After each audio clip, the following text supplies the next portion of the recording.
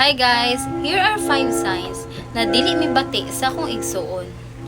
Una, pag naa siya ginapakita pero dili na ko siya pansin. Te!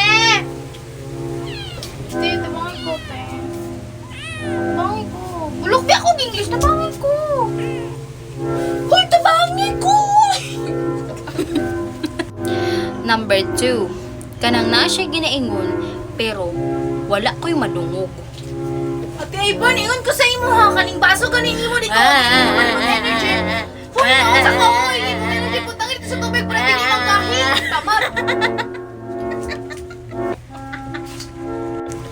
Number 3, kanang mura lang siya og hangin sa ako ah.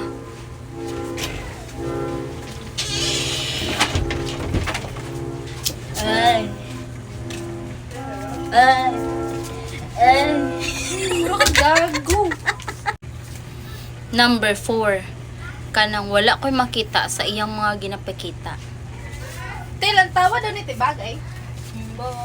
Bagay kaysa ko. Wala ko'y mata, buta. Buta. Nabuta na lang ang tao. And last but not the least, number 5, kanang akong kilay nga ing ani, muani na. Te, si Openg, te. Si Openg ba na si mong likod?